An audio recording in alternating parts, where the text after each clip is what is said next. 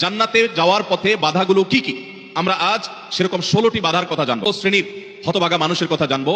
কোরআন এবং হাদিসের আলোকে আমরা কিছু হতভাগা মানুষের কথা জানি, যে মানুষগুলো হয়তো নামে মাত্র, তাদের অনেকে মুসলমানও, হয়তো অনেকে নামাজ কালামও পড়ে, কিন্তু জান্নাতে তারা যেতে পারবে না। তারা সেই হতভাগা মানুষ যারা হয়তো তাদের অনেকে আছে মুসলিমই না, আবার অনেকে আছে যারা মুসলমান হওয়ার সত্ত্বেও, নামে মুসলমান হওয়ার সত্ত্বেও জান্নাতে প্রবেশ করতে পারবে না।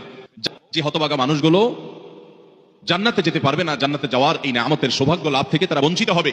আল্লাহ রাব্বুল আলামিন সেরকম কপাল পড়া মানুষদের কাতারে যেন আমরা শামিল না হই, আমাদের সবাইকে সেই তৌফিক দান করুন। আমরা যে শ্রেণীগুলোর কথা বলবো, প্রত্যেকটা শ্রেণীর পাশাপাশি আমরা কোরআন বা হাদিস থেকে উদ্ধৃতি এবং রেফারেন্স ইনশাআল্লাহ টানবো। আপনাদের কাজ হলো, আমাদের সবার কাজ হলো, এই 16 প্রকার হতভাগা মানুষের কোনো একটা প্রকার এর মধ্যে আমি নিজে আছি কিনা সেটা মেলানো।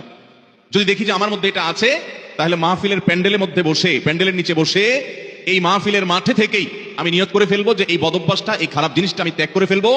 যেই 16টি খারাপ জিনিস, যেই 16টি অপরাধ জান্নাতে যাওয়ার ক্ষেত্রে বাধা, সে বাধাগুলো আমাদের জীবন থেকে আমাদের সরিয়ে ফেলার সংকল্প এখান থেকে করে তারপরে বাড়িতে যেতে হবে। তাহলে আজকে মাহফিলে আসা, বসা, আয়োজন করা সবকিছু সার্থক হবে ইনশাআল্লাহ। সর্বপ্রথম যে হতভাগা মানুষদের কথা বলতে চাই, যারা জান্নাতে যেতে পারবে না, তারা হলো যারা আল্লাহর প্রতি ঈমান আনে নাই, যারা মুসলমান হয় নাই, যারা ঈমান আনে নাই, আল্লাহর প্রতি যারা বিশ্বাস করে নাই, তারা আল্লাহর তৈরি জান্নাতে যাবে এটা কখনো আশা করা যায়? আল্লাহকে কেউ বিশ্বাসী না করে, আল্লাহর একত্ববাদকে স্বীকারই না করে, শিরকে লিপ্ত হয়, সে মুসলমানই না হয়, তাহলে সে আল্লাহর জান্নাতের প্রত্যাশা কোত্থেকে করতে পারে?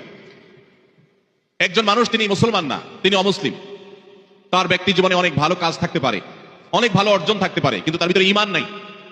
এই লোকটা আল্লাহর কাছে জান্নাতের আশা কখনো করতে পারে?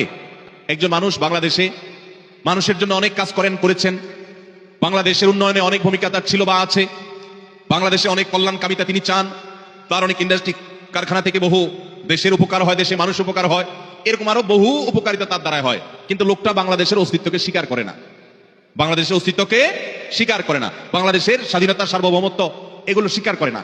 যদি বাংলাদেশকে অস্বীকার করে, বাংলাদেশ রাষ্ট্রের বিরুদ্ধে বিদ্রোহ করে, তাহলে এই ব্যক্তিকে বাংলাদেশ রাষ্ট্র বা রাষ্ট্রের তরফ থেকে রাষ্ট্রীয় কর্তৃপক্ষ কখনো তাকে রাষ্ট্রের কোনো সম্বর্ধনা, রাষ্ট্রের কোনো বিশেষ সম্মাননা ওই ব্যক্তিকে কখনো দিবে?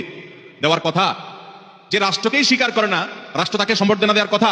তার হতে পারে অনেক অর্জন আছে, হতে পারে অনেক অবদান আছে, তার একটারও 2 পয়সার কোনো মূল্য থাকবে না যদি সে রাষ্ট্রটাকে কি করে? অস্বীকার করে। ঠিক একইভাবে যে আমার রবকে মানে না, যার আল্লাহর প্রতি ঈমানই নেই, বিশ্বাসী নেই, তার হাজারটা ভালো কাজ থাকতে পারে, আল্লাহ রাব্বুল আলামিনের কাছে সে কখনো জান্নাত প্রত্যাশা করতে পারে? যে আল্লাহকে স্বীকার করে না, সে আল্লাহর কাছে জান্নাত কিভাবে আশা করে? এইজন্য ভাইরা আমার, সহিহ মুসলিমের হাদিসে আসছে, নবী করিম সাল্লাল্লাহু আলাইহি ওয়াসাল্লাম বলেছেন, লা তাদখুলুল জান্নাতা হাত্তা তুমিনু, তোমরা ততক্ষণ পর্যন্ত জান্নাতে প্রবেশ করবে না যতক্ষণ পর্যন্ত তোমরা ঈমানদার হবে না। অর্থাৎ